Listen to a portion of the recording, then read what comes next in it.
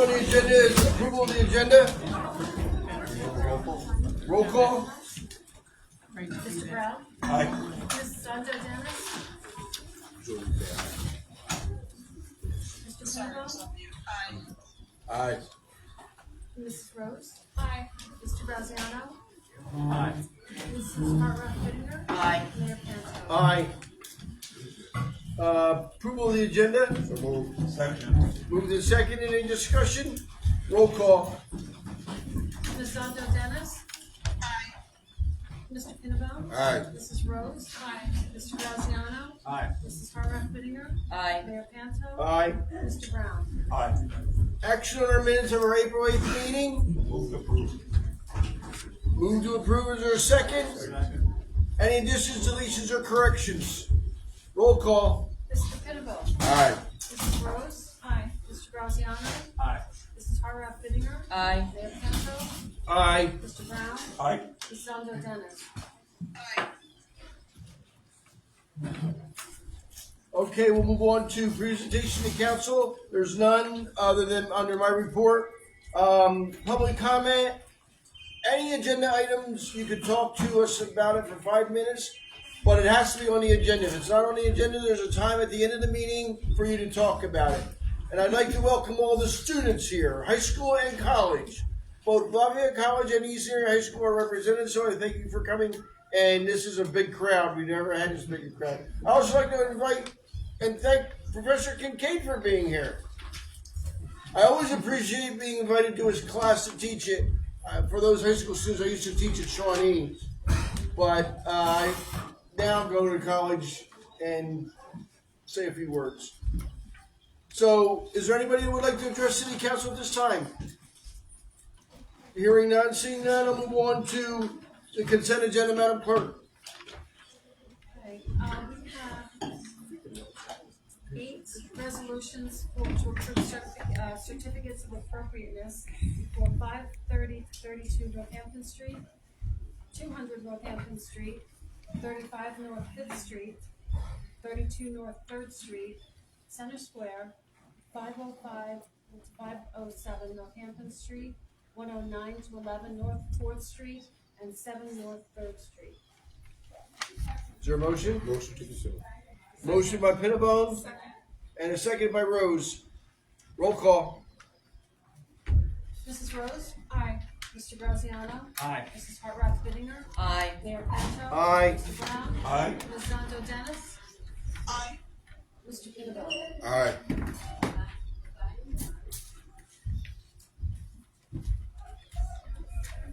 At this time, we'll go on to reports received. There's no reports to accept, so we'll go into right into committee reports. Councilmember Brown, Finance Committee. Thank you, Mayor. This evening, Mrs. Sinecki, our Director of Finance, is going to be giving us a first quarter report. Also, this evening, I have bill number 8 in front of us for introduction, and I will be asking council when we get there to table a bill, a resolution rather. Also, Mayor, I just wanted to bring out, I was watching the news the other day, and I've seen something they're doing in Allentown with putting the bumps on the street. I don't know if you caught that, but I saw it. I think that it worked very well here also, and especially some of the streets that we've been really combating against, like Butler Street, Line Street, and definitely on Burger Street. We haven't got approval from the PennDOT District 5 office, but now that Allentown has it, they got to give it to us. Yeah, and I believe they said they, for like 5 of them was $2,500. But see, something but like that. the one thing that we don't have that Allentown has is they've had a lot of pedestrian accidents. That's true. That's true. They've had a lot. Yeah, that's true. That's all I have. And Mr. Smith, can you take over from here? Sure. Thank you, Mr. Brown. So I actually also wanted to touch on the 2024 audit, which we received late last week. So if we start with that, I did send that out to everyone just prior to the meeting, so you do have my memo as well as the audit itself. But some of the highlights, we can talk about overall revenues for government-wide, for the government-wide sector, we're at 63.5 million, which reflected a $28.1 million from charges for services and $22 million, which is 35% from taxes. Total expenses for all programs were $59.9 million, covered a range of services, the largest two of them being public safety, which was $20.5 million or 34%, and general government, which was $8.6 million or 14.3% of expenses.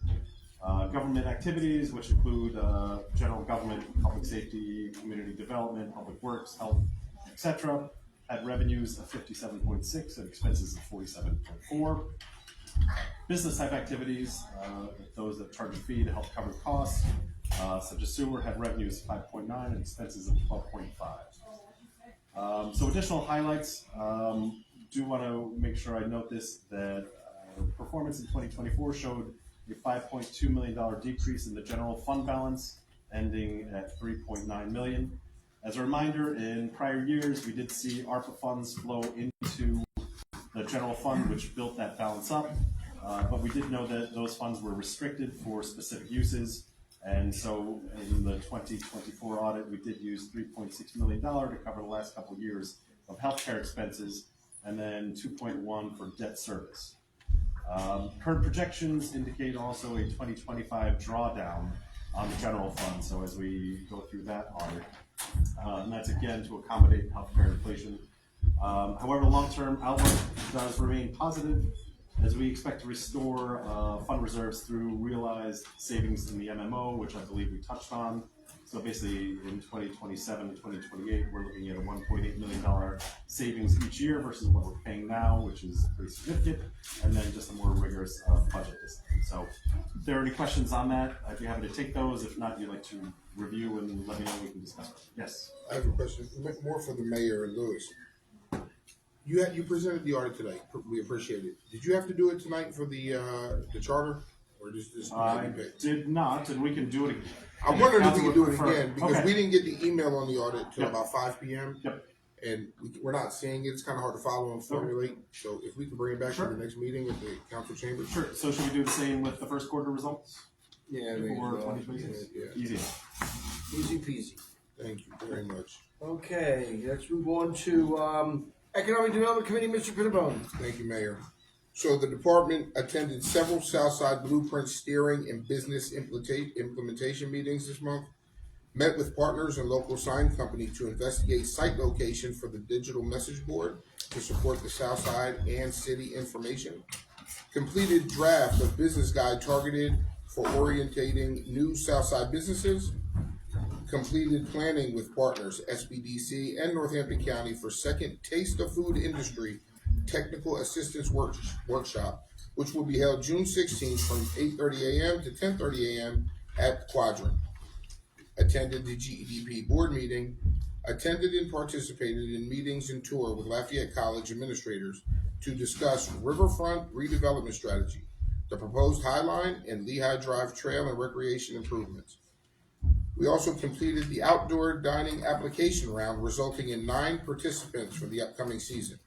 Vault, Presley's, Sete Luna, Colonial Pizza, Mesa, Antojitos Latinos, Tandoor Grill, Terra de Fuego, Third and Ferry, represented city at quarterly steering committee of the Length Regional Trail System. We applied for 2 grants. One was the T-Mobile Hometown Grant for $50,000 for the South Seagrave Street upgrades. The other one was Green Light Go for $99,700 for MyoVision 1 expansion at the intersections. And we applied for the MAP grant, $98,040 for the upcoming comp plan.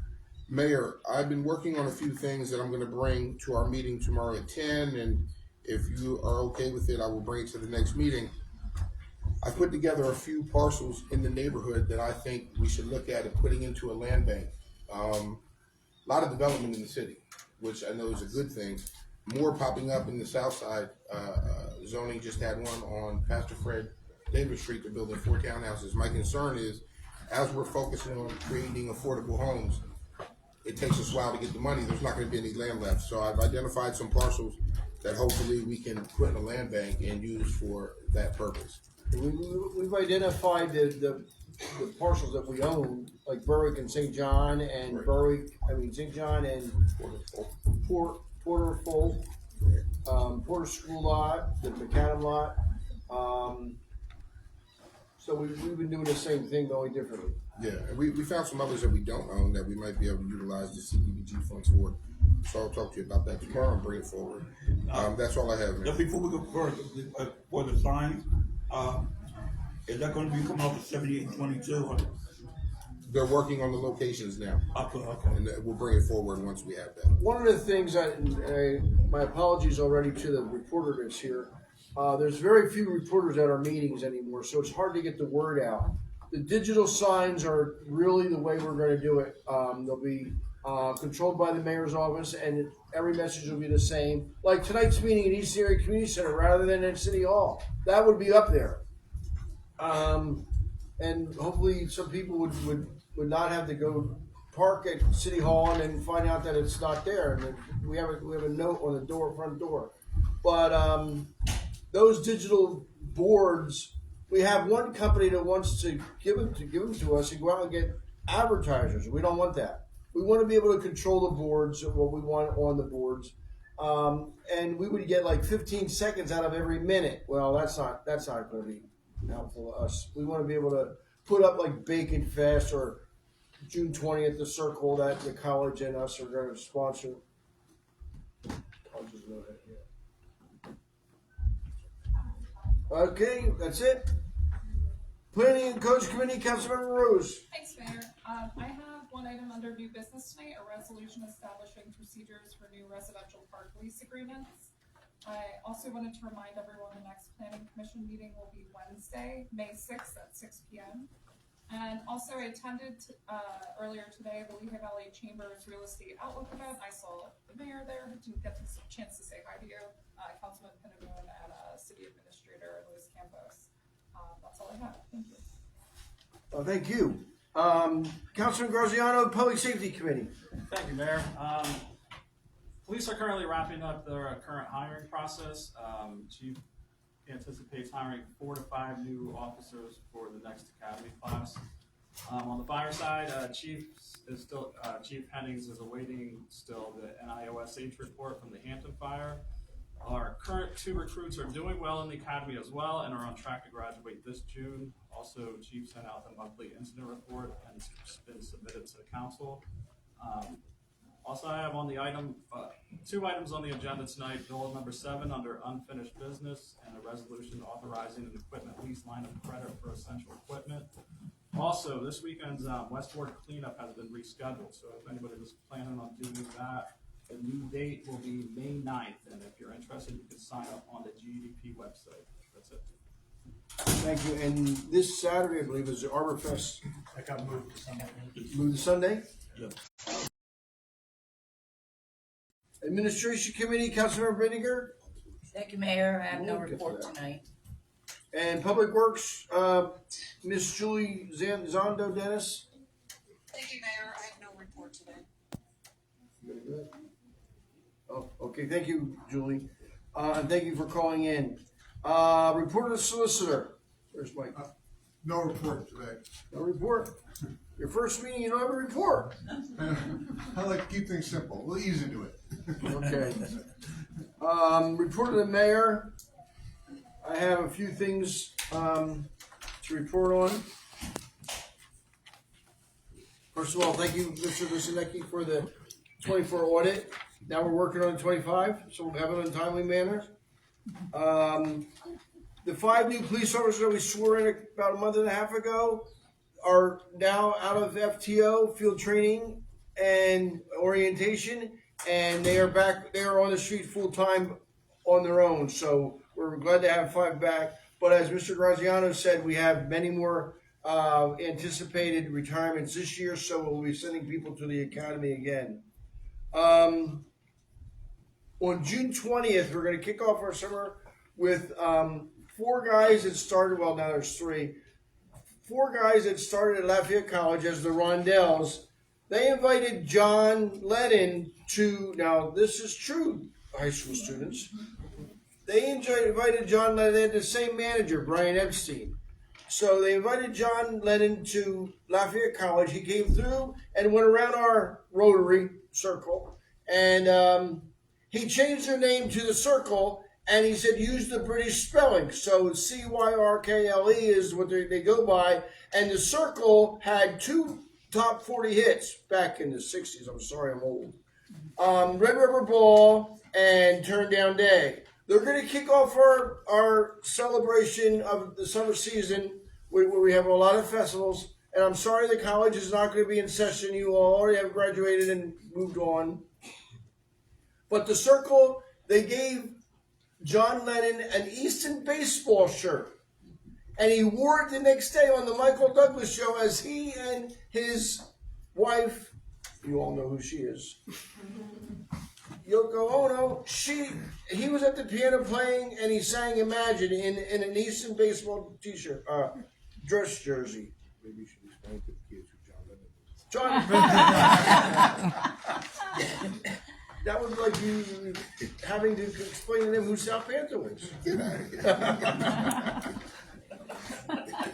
here. Also, the Friends of Easton PA announced that they're going to be lighting the falls, and we think it's a great idea. John Kingsley and I were talking about that, for the last 6 months.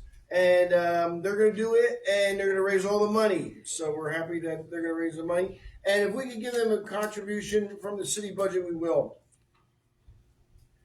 I met with Comcast. They are ahead of schedule with laying their fiber optics, and they will be coming to town within the next 6 months to 9 months as a competitor to RCN and Service Electric. And Comcast owns Disney, so they're pretty big. The homeless encampment, I'd like to just address that issue that Mr. Pinnable put on Facebook. We give them, our police go down there and our crime advocate coordinator goes there and tries to deal with them, find them housing, find them mental health, find them dinner and suppers, and we give them notice that we are going to take away that camp. Now, unfortunately, they're not the cleanest people. And if you saw the pictures, you know that they're not very clean. And the human feces and the garbage is just a mess. And our guys have to go in there and clean it up because they don't clean up after themselves. But the fact of the matter is, we do give them, because I know it was a big issue in Allentown, and why they would want to be along the creek, I don't know, especially the creek that floods. But we do give them, and Kristen, our young lady in the police department, works with the homeless. She does a great job.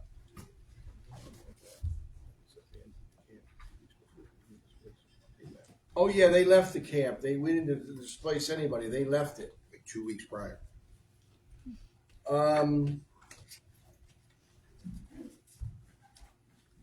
The last thing is I want to talk about Mrs. Rose's resolution on parking.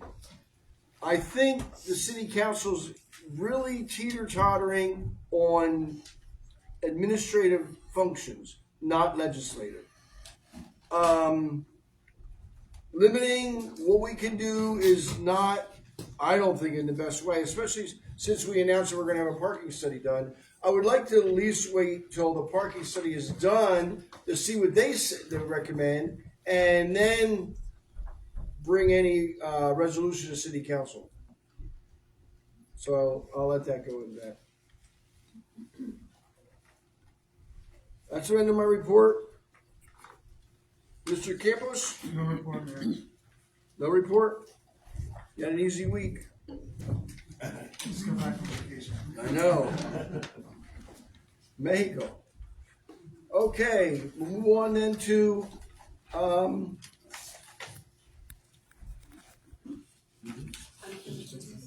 unfinished business, Madam Clerk. Bill number 7, an ordinance amending Article 3 of the traffic control map, adding a 15-minute meter space on North 2nd Street. So move. Moved in second. Any discussion? Oh, Is Mia here? Actually, Oh, yeah. Julie, go ahead, Julie.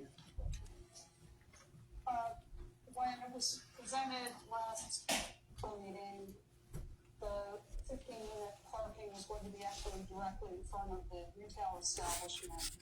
So so I understand now it's being moved to where the handicap spot was? No, the handicap spot is being eliminated and it's being moved. You're absolutely correct. Moving up one spot. It's been moved up one spot. So it's not the handicap spot, it's the spot? It's a spot in front of it. But the handicap spot is being removed because The the person handicap- unfortunately passed away. Okay, Professor Kincaid, your students have a presentation that I forgot. We gotta hold them. Paul Beckett will introduce them. Okay. Mayor, Hi, everybody. I'm We need Nicole to from know. Life I know. Center at the Lafayette College. We have 3 students here tonight to present on the results of the student experience survey, and that is a result of the project with the Economic Development Office on the business recruitment strategy. A part of that project was to survey the students and determine how can they help provide input on what is needed in the downtown or what is wanted in the downtown. So we have Kate, Ben, and Katie. They'll come up tonight and present up there. Where would you like them to? Anywhere up front. Maybe that one would be better. And I'll run the slideshow. So we have slides here and we've got. I told them that.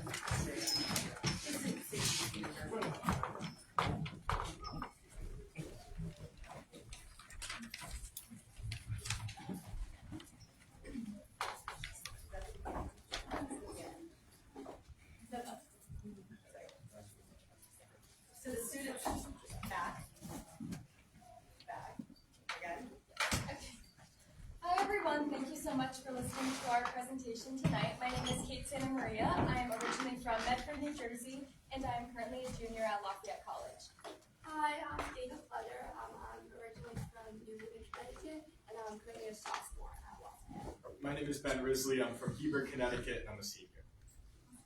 We are here tonight presenting on behalf of Lafayette. I'm glad you said Connecticut because you would not be received well if you said New Jersey.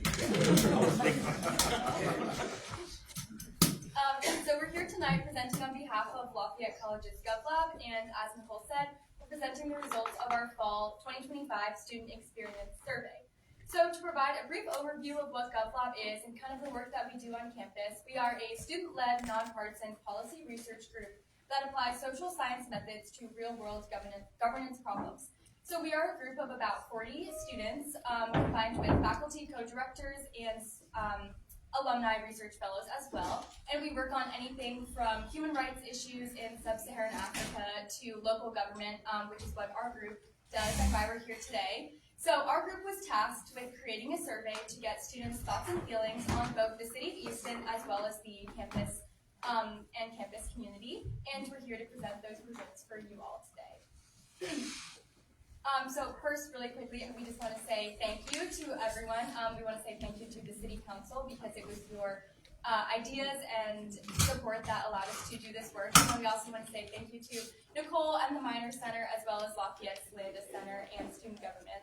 So thank you to everyone that helped, and Professor Gallimore, our faculty advisor, is here. So thanks to you. So to go over the key takeaways of our findings, we found that Lafayette students seem really interested in downtown Easton, but they have difficulty accessing the downtown area. We also found that students go to downtown Easton most commonly for dining and community events such as Bacon Fest or Garlic Fest, but students would love to see grocery stores and even more dining options in Easton. So stepping back, when we first decided to do this survey, it was a bit of a big reach because a survey to this scale is not very common in schools, and they often struggle to get large response rates. So to start with our outreach, it lasted about a month. We started on September 3rd and then continued till September 30th. And so we cannot guarantee that this survey is 100% representative because it was not randomized, but because of our large response rate, which I will discuss in a few slides, we are fairly confident that we were able to address a large diversity of students at the school. And we also incentivize the students with this survey to try and help with this response rate. So to begin, the first phase lasted about a week, and it opened first to Lafayette Club Lab students, and then we opened up to the rest of the school the next day. And during this phase, we got about 10.9% of our response rates, and we tabled at our school student center, Farranon, and this was more a word of the mouth approach. And then phase 2 was where we went with more targeted outreach. So we reached out to the executive members of all clubs and organizations at Lafayette, and also reached out to faculty that we both knew and the entirety of the government and law department. And we again focused on more targeted outreach through peer connections other than just email. So we also tabled at our school's involvement fair to get a large range of students, especially freshmen, and then this got us to 26.8% of our response rate. And then finally, this last push was the last week of the survey, and during this time, we had the Lafayette student government send this out to every student, which is what got us to our ultimate response rate of 41.3%, which we are really proud of because most schools average about 21% of our size, and so the fact that we were able to almost double this, we were really impressed with these results. Yeah, so I'm going to bring us through the results that we found. So this was part of a larger survey. The part that we're going to go over today was the thoughts on downtown Easton section. The survey also covered thoughts on campus life and specific student organizations. So if anybody has any questions about that, we're happy to talk about it. We can send you the full report. So the first thing that we asked students in this section was how often you typically travel to Easton. This question had a pretty normal distribution. So people usually go occasionally, more than once a semester, but they go down a couple times, but not usually more than once a week. I know a lot of my friends fall in the regularly category, and I think as I've spent more time in Easton, I've wanted to venture down the hill a little bit more. So as I got older, I definitely fell more in the regularly or frequent category. And then next we asked how you typically travel to downtown. And so this is where we got students select multiple options. They could pick anything that they wanted here. Most students choose to walk, but a lot of students will take cars. I know that the college shuttle comes down pretty often. So about 10% of students will use the college shuttle, but I know that can be kind of infrequent. A lot of students have some difficulty using college shuttle as sort of a constant means of transportation. And then other methods of transportation rank pretty high as well. So car and walk seem to be the biggest means.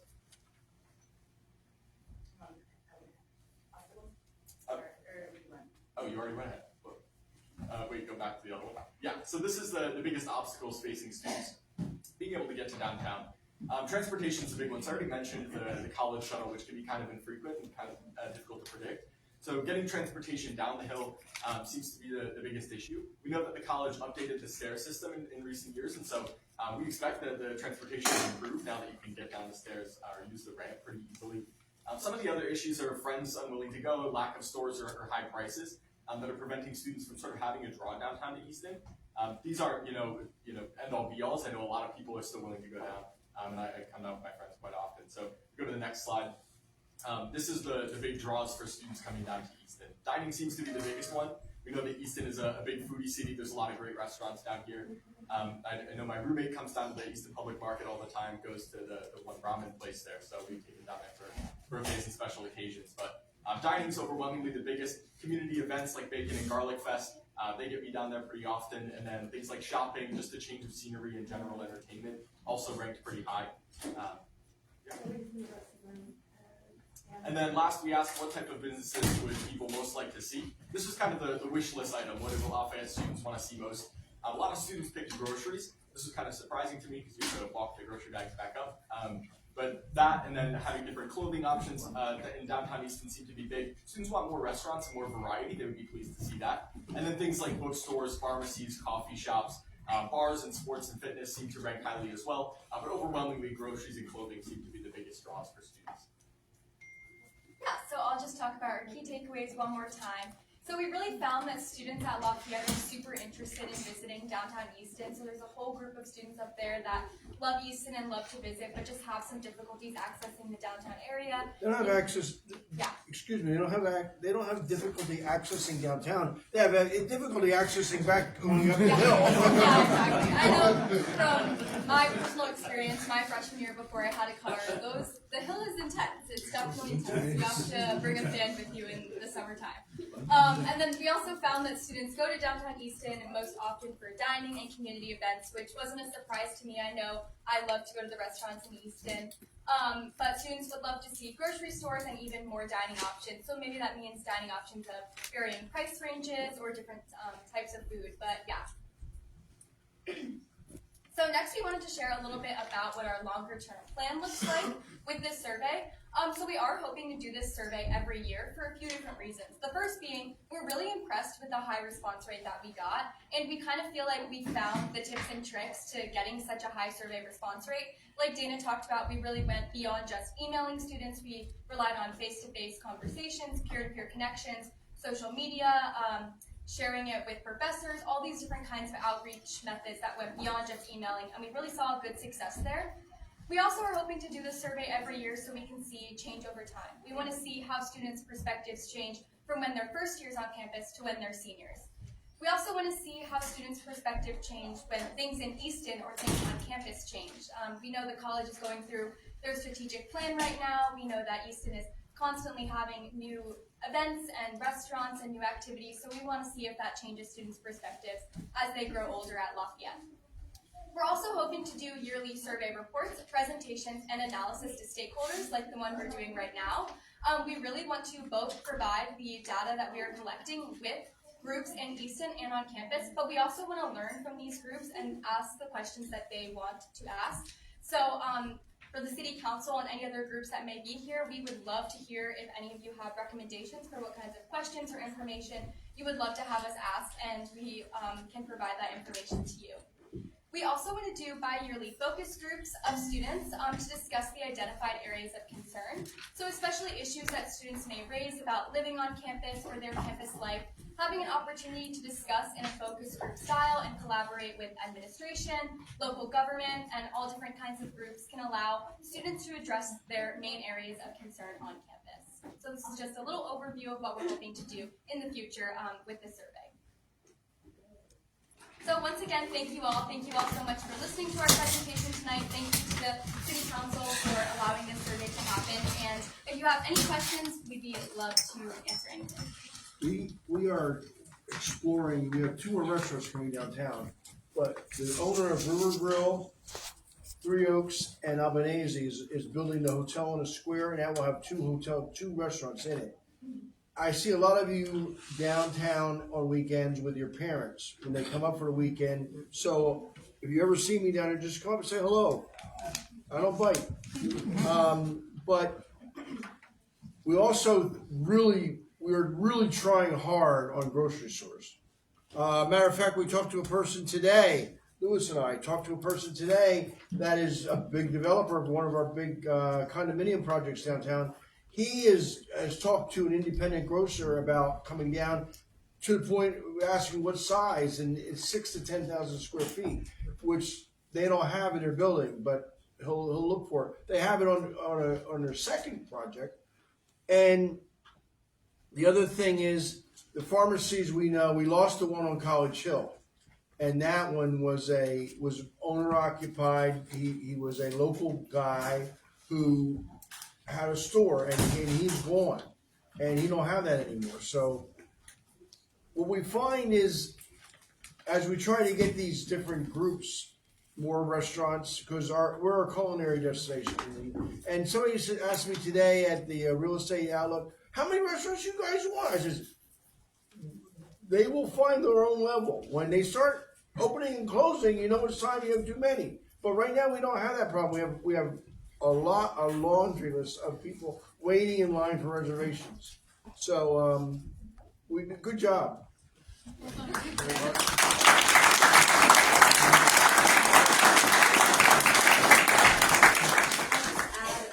on campus, we could be partners with you for other data projects, so just if that ever happens and that you're thinking of, Mr. Kingsley does not hesitate to ask, and you're welcome to ask for whatever it is. Well, he's the guy to see if you want a grocery store or a pharmacy. We try hard. I don't want to hear Trader Joe's anymore. I don't want to hear it. That's what the students want. I know, because they have $6 bottle of wine. But we've written to them and we've talked to them. I mean, we really thought we would have them in the new building where the Days Inn used to be at the Confluence, but we couldn't get them in there either because we have a 4,000 square foot building in there. We'll take a Sprouts. Yeah. You'll send this to us? Yeah, and we can send the full report if that's important. Yeah, Yes, I'd I like would to have that. think- I'd like to see it. Thank you. Good job. Thank you. Thank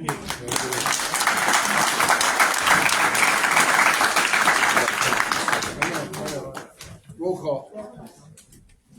Mr. Graziano?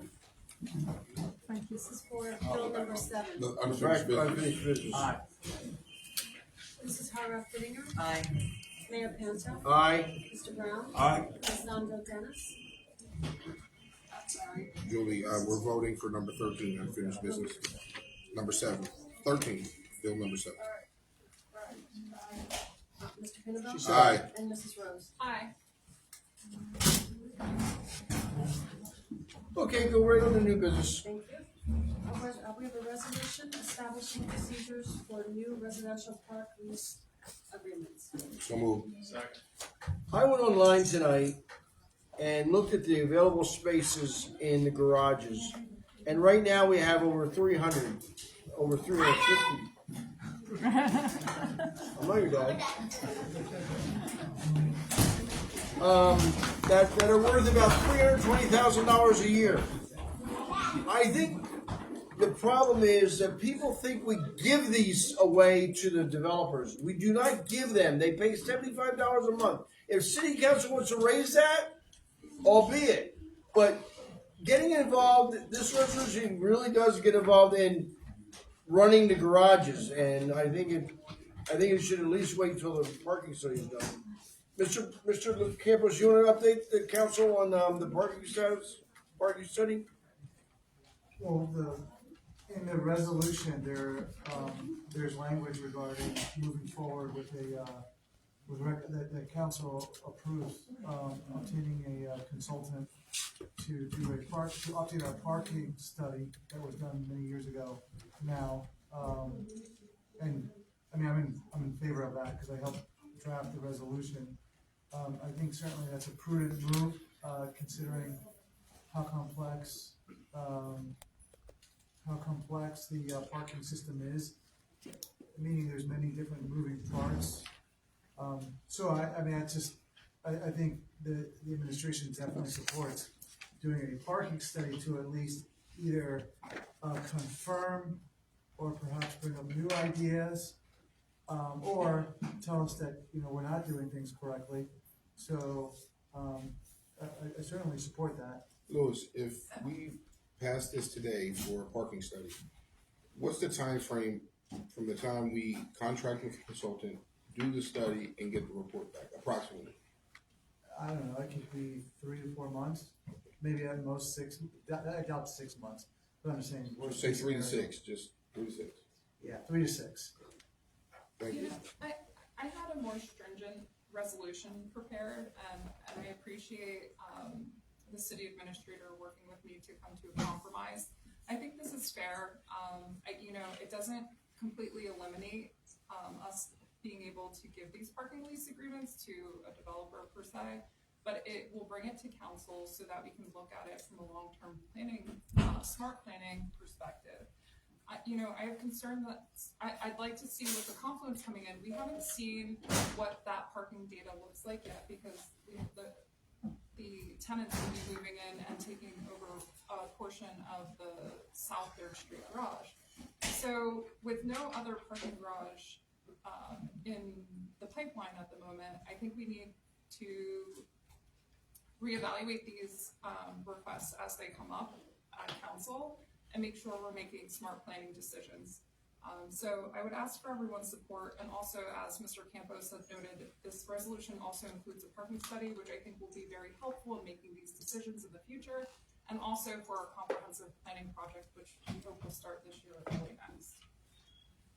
Mayor, I'm okay with the administration continuing parking down the road.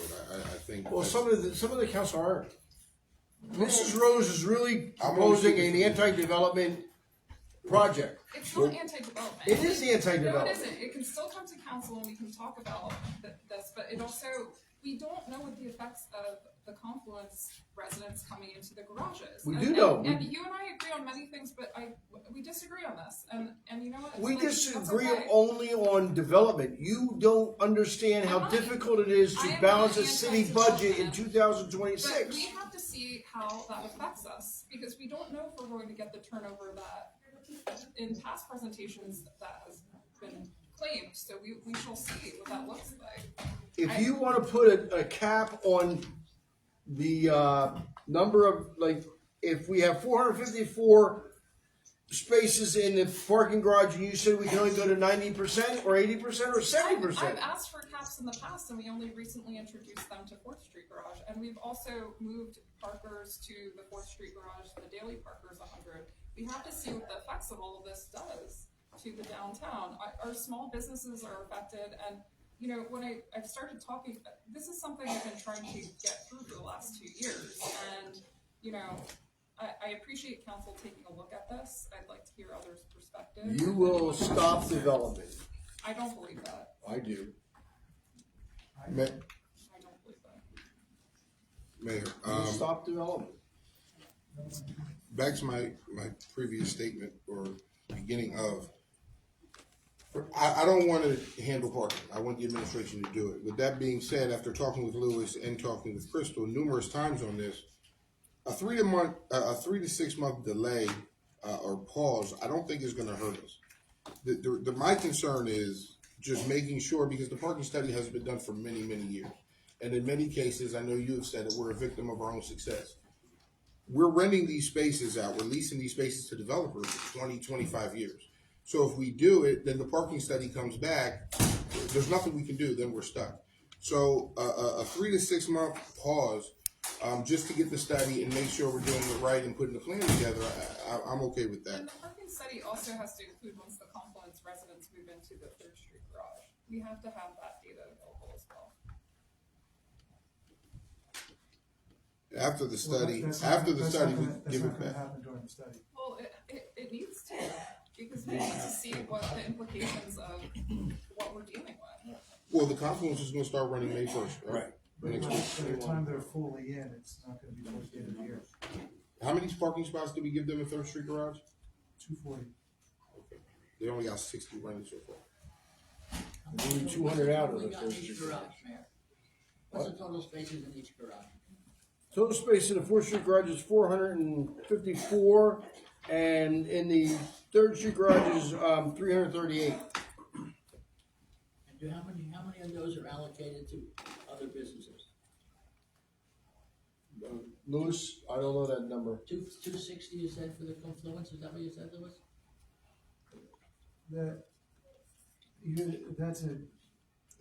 That's a complex answer. I don't have it in front of me right now. Because that would leave only about 78 spaces in the 3rd Street garage. And I don't know how many spaces are allocated in the 4th Street garage. Mayor, the problem. We're moving 200 out of the 3rd Street garage. Mayor, Yeah. I appreciate the comment from the public, but it has to be controlled because it's a very complex issue. Very. And you can't just make a general statement like that. We need a general, that's what city council is gonna vote on in a few minutes. I know. It's a general statement. The resolution is very general. And it's very administrative. This isn't permanent. You mean it's not permanent, you are taking control of the parking in the city. And you don't have to worry about a budget that has to balance, that I have to present on October We 1st. all have to worry. No, I present on October 1st, and I'm telling you right now, our study shows, what is the gap next year, 1.8 million? $1.8 million gap. So we want to plug it with parking by giving parking to developers. No, I wanna plug it with developers' money. Mayor, do you or Lewis have any, and Lewis, I asked you this, but for the record, do you guys have any knowledge of developments coming downtown in the next 3 to 6 months that would want to rent garage spaces? No. Not that I know of. So that's a moot point. The next We're- project that and this needs won't bother space anything for 3 is to the 6 months. condominiums. Now, are we against condominiums owner occupied in downtown? I don't know. One sold for 1.3 million. They already have it. So my question is, if that's not gonna happen in the next 3 to 6 months, all right, a pause for 3 to 6 months won't hurt anything. My understanding, just so I can articulate it, is that anything that's in the pipeline right now would be excluded from from the resolution restrictions, Right. which. What we just heard is there's nothing in the pipeline. No, there's nothing in the pipeline. So- There's So not. 3 to 6 months will help us determine our numbers Yeah. and it'll help the administration I just going wanna, forward. I wanna be careful, because what I'm looking for in this plan is, some guidance from a subject matter expert on where our caps should be for each garage. And already I mean, like when I say this is complicated, is because you can't just look at the amount of monthly, parking arrangements that we have, either by individual or multifamily, like, so in this particular case, more than, I believe it's 6 or 7 that's required by the zoning code. So in some of these cases, like the Confluence, they have 240, okay? And the reason why I say that is because, that's one set of parkers. We have daily parkers, which is a second set. And then we have daily parkers that come during the day and daily parkers that come, that come during certain hours, like the State Theater patrons, for example. And those are the ones that I think we've all agreed, or at least generally agreed, and I would argue the majority of council agrees, that it's the influx of special event parkers that really cause a strain on the system. Because when you get those parkers, they right now take up more spaces than what we have for the monthly parkers. So what I'm looking for some additional guidance that we can all look at and then set some sort of public policy. And that's what we would receive from the state. Right, and I disagree with Councilwoman Rose that we have to wait to get a 100% full occupancy of the Confluence. I think that that type of analysis can be quantified by the right consultant who has the right tools and that can assist the city in doing those types of projections. The other thing is that makes this complex is that, you know, we are adding now a public-private partnership component in which we're leasing parking lots from the private sector. And then the other thing is that, you know, it's anecdotal, but I also want the consultant to put it down in writing. And even though I've have reported this to council, but many times during these state theater shows or even special events, we manually operate the garages. And then from the reports that I'm receiving from the Public Works Department, we very rarely or seldom have issues with monthly parkers finding spaces. Although council has verbally, individually told me at council meetings that their constituents are telling them otherwise.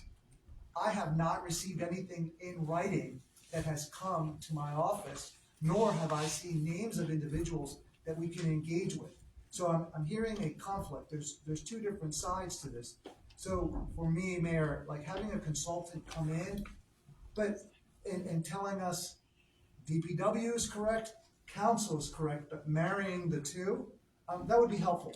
Because I can't do my job if I'm not getting the data, but that also includes council.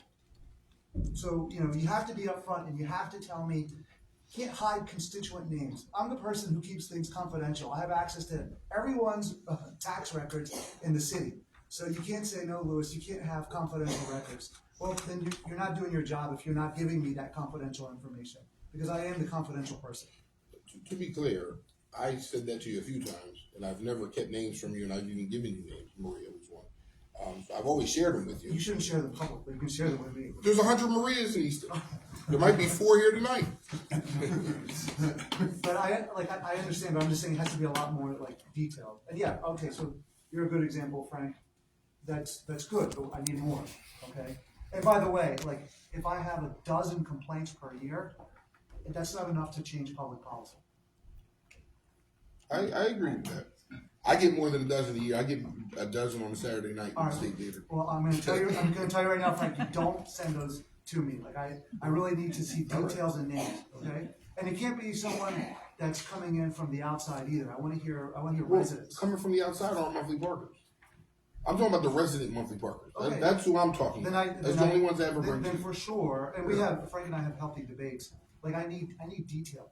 And Gotcha. I've told other council members before this council, like, don't just tell me, oh, I have someone complaining. I need to know the name, and I need to know like what happened, what's going on. I need to talk to Public Works. You know, these are human beings too at the front gates. They may make mistakes. But the parking study, going back to that, I mean, the whole point of that is to help guide us. Now, if Ms. Rose, if you're saying that we cannot, we need to hold back I'm not saying you can't. until after the confluence is done, because you said that earlier, then I'm not sure I support this resolution. We definitely need to take into consideration the number of parkers that are coming in that are expected to come into the confluence within that parking. 100%. Yeah. 100%. We know how many's running. And I will say as well, I am thankful for your work on working on the parking agreements with the private lots, but my only worry is that those aren't permanent. They may not be permanent solutions. They may be short-term solutions if the properties sell or if there's an issue. The thing that we can count on are the city-owned parking spaces and lots and garages. Correct, unless, right, and that could But be. I mean, that could be- it's definitely a benefit to us to have those spaces, and the more we have, I am thankful for that, and I think that as more people learn about them, you know, we're all still working on getting the word out about that. I think they'll be more utilized, but I do worry that those may not be long-term solutions. They're definitely not permanent solutions because, as we know, properties get sold and maybe the next owner won't want to participate. We don't know. I'm worried about not tomorrow, but 10 years from now, 15 years from now, it's hard to say. Like, will we have to build a multi-million-dollar parking garage, and do we have the money to finance something like that? I mean, we're putting that on the backs of the taxpayers at the end of the day. We're not putting it on the back of the taxpayers if people are paying. If we I was need here in to the build '80s another and we had garage, no yes. business downtown. We were losing $150,000 per year on the 3rd Street garage. $150,000 a year. I don't want to have to build another garage, so that's where. Well, all we were this looking is. at I it. think we're gonna have to. I think regardless. I think we are too, but I don't want to get to the point where we're pinched and forced before we're ready, or those things also. Those projects take time. I think it's always good every so many years to just regroup, look at numbers, study, and see where we're at, so we know how to progress. The last study was 10 years, if I remember correctly, and one of the things the study came out and told us ahead of time was that we had more surface parking than we had garages. Yeah, look, the one thing the last thing I'll say is that, we are, and I made this comment, we are capped at the 3rd Street garage in terms of allowing, more bulk parkers, if you will, right? And there's numbers behind that. I think we're very close, and moving the confluence parkers gets us closer to that cap, but they're not parkers that park at night, they're parkers that park during the day, the ones that we're moving over to the 4th Street garage, and there's a difference, again, it's complex. But I'd like and this is where we agree, and this is why I supported this in the resolution, I'd like for the consultant to come in and take a look at our system and how we're managing, and these assumptions on capped, and how much more wiggle room we have, so to speak, in the 4th Street garage. And it's a good problem to have, because again, in 2016, when I started, the Pine Street garage was very much vacant. It was an old building that met its life expectancy, and people didn't feel comfortable in there, and to make things worse, it was vacant. Yeah, I agree. It's a good problem to have, but we have to make smart planning choices. So I'm asking for everyone's support on this. Mayor, if I could. Go ahead, Julie. What I'm hearing from the list is that there would be a benefit to the city to do studies. And then we can learn from a professional transportation engineer how best to utilize our resources. So I like that. I also heard from Louis that right now there are no pending development applications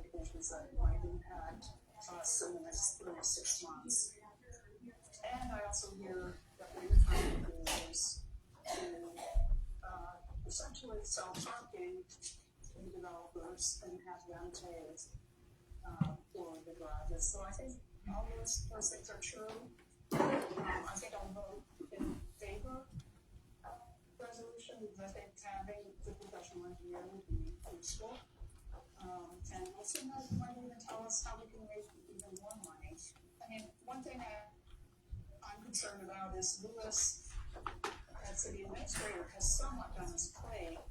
To his credit, he has very admirably on himself and attended seminars to self-learn about parking.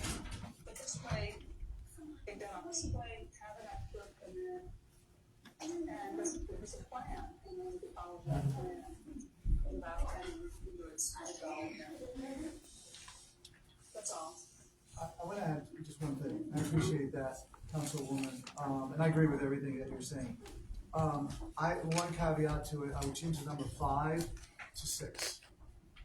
Just because 6 is the requirement on the zoning code, for any developer or new project that requires more than 6 parking spaces needs to have a parking agreement, and that's the issue that we're talking about. Yeah, I agree with that. Okay.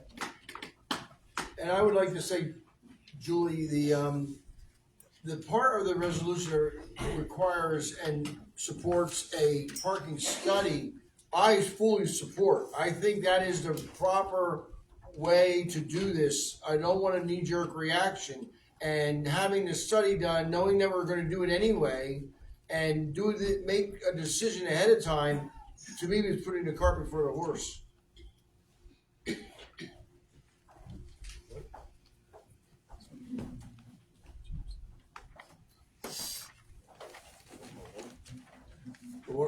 But to leave $325,000 on the table is a lot of money in this city.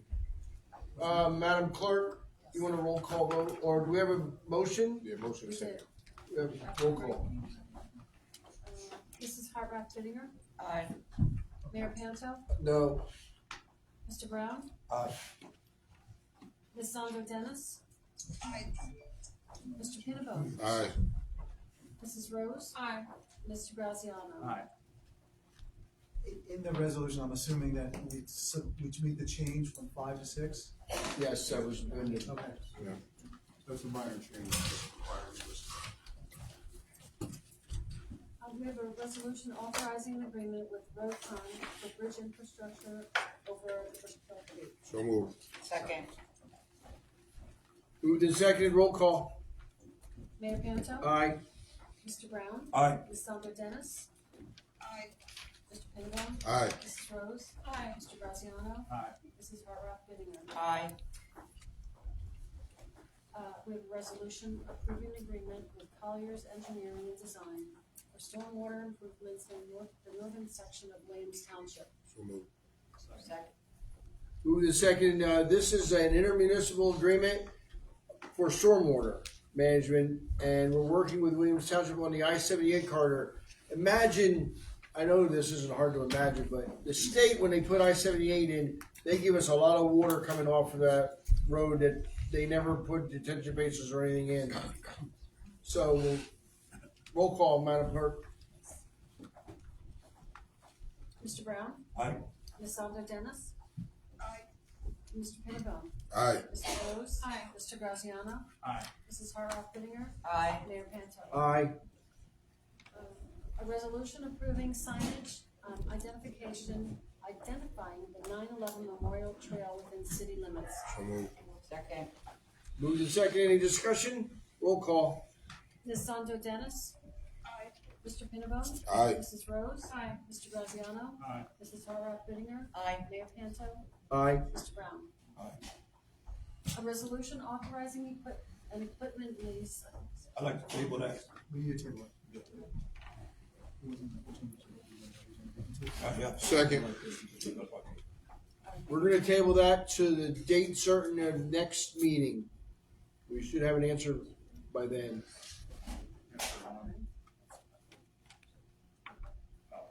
Yeah. Mark called the bank today, everything's set, we could delay it 2 weeks. And Mayor, we have 2 bills for introduction. Go ahead. Bill number 8, an ordinance amending the 2026 Budget Fund 101, introduced by Mr. Brown. And bill number 9, an ordinance amending chapter 595 zoning hearings, introduced by Mrs. Rose. Okay, we have public comment on any agenda item. Arnie, Mayor, could you explain that bridge over there, Bush Brook Creek, what was that about? I'll let Mr. Hopkins explain it. Sure. That'll be a new bridge that connects the Easton Area Metal property to the arch trail. It's older grant money, so, you know, the timing of bridge construction didn't exactly coincide with the development of the property, which is, it is moving now, so there's environmental work that's going on now, and the developer does have plans in front of the county conservation district. So things are moving on that side, but the bridge grant money can't wait any longer. So we'll be constructing that in maybe the August timeframe. So basically, the city's getting grant money, they're not paying for that bridge. We're not, but it's older grant money, like 2019. That's what I was worried. Where's Karen? There you are. Yeah. You're gonna stand up and tell us a little bit about the high school, why you're here. I'm here because we obviously all take a job in Rhode Island to attend 3 meetings. Speak up for one, city council and county. County council you're gonna go to? County council? Yes, we have to. All three of them. You gonna go to school board? I already went to one, yes. Okay. Yeah. How did you like that one? It was also interesting. Good. Yeah. So you're saying that also the meeting, this one was interesting? Oh, this one was. Oh, thank you. Yes. Hi, I'm Laura. Hi, Laura.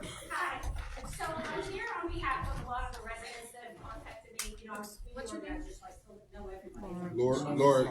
Laura, can you tell her your name and address? Laura Esteta, 675 Moorvale Road, Easton. So this is Tammy. We both track feral cats around Easton, which is a massive problem. So I've been bothering Frank morning, noon, and night for the last month. She has. Trying to get the correct information. Apparently, City Council authorized funds. We're still not clear on that amount. They haven't started yet. You have kittens populating all over the place, and you have residents who can't afford to pay for their cats. So we would like to know where the money is, when's the contract being signed, who's it being signed with, and when does it begin? I can address it. Poor people are like out of their mind. Let our feral cat guy. Unless Mr. Pettibone wants to address it. No, Mark. I'm pretty sure everybody in the city of Easton has a cat eating through or pooping on their property or making a kitten on their property. Because if you'd like me to send all the calls to you, I'm happy to do that.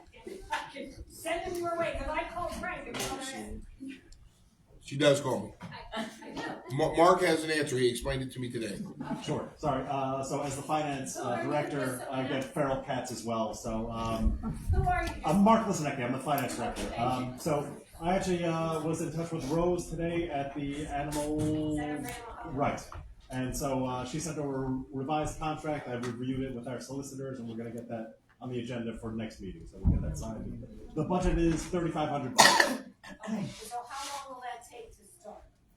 If you do it at the next meeting, so we're talking another month? 3 weeks. Okay. And then it'll be signed, and then the residents get it down.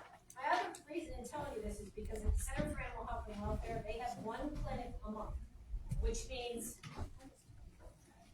residents cannot get an appointment there, basically. So you have other clinics in this area, no nonsense neutering, where the contract was last year, and feline and urban rescue and rehabilitation are there, perfect clinic. All of them are roughly right around the same price, anywhere between $40 and $55.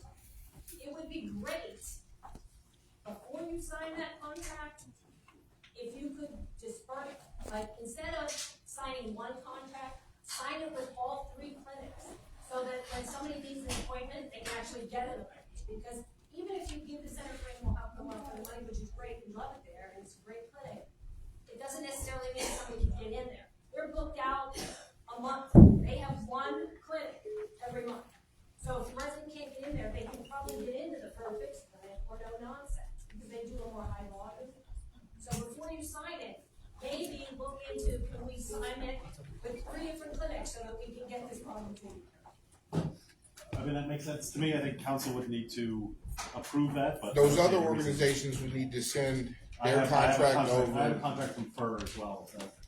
And then we have to No approve nonsense that. was last year, so you should probably have Martha's information. Yeah, they actually, I think they were gonna pass it off, so I don't know that they were interested in continuing. Okay, because I talked to her and she said she just didn't want to get into a pissing match with everybody else, but if it's okay, because like I said, we really need to get these people these appointments, so.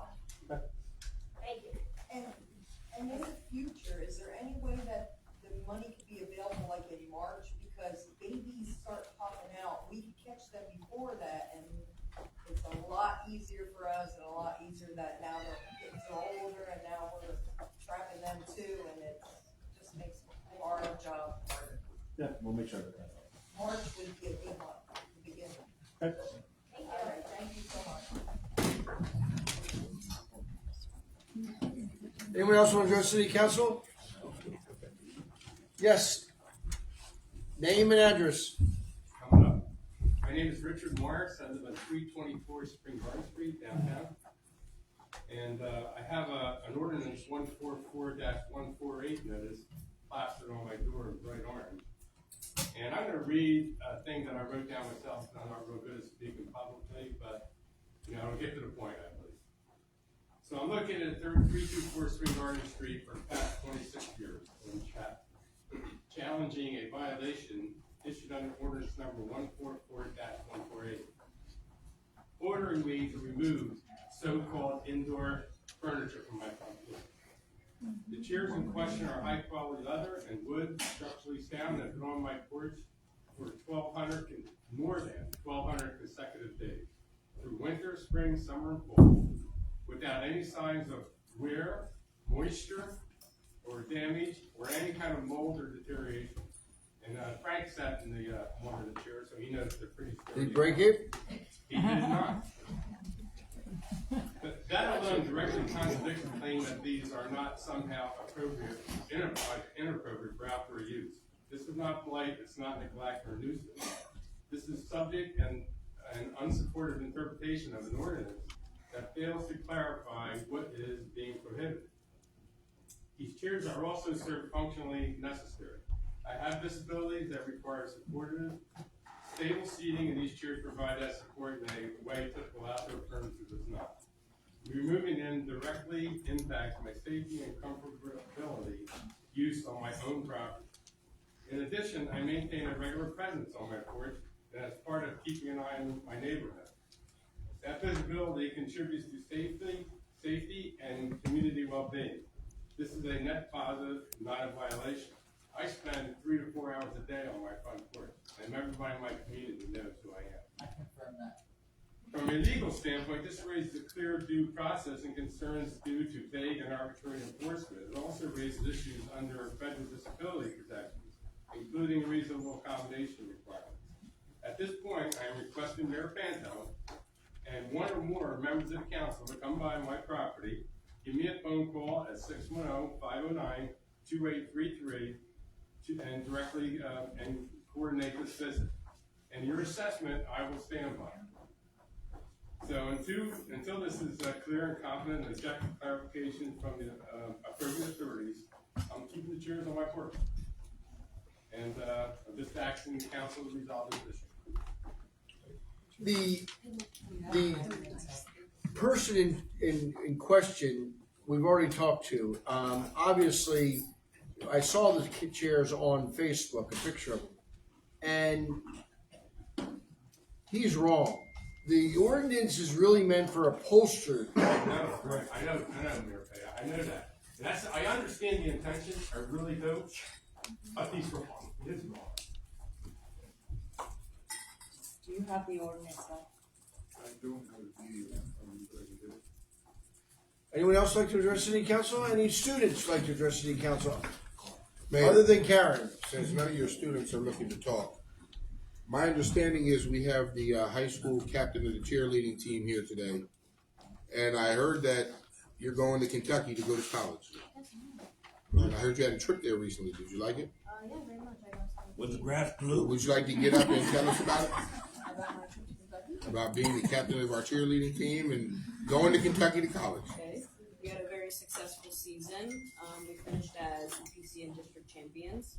We placed, I believe it was 27th in the nation, 13th in the state, and just this, it was Sunday, I just signed with the Moorhead State cheerleading team. I think they're number 2 in the country. My cousin is good.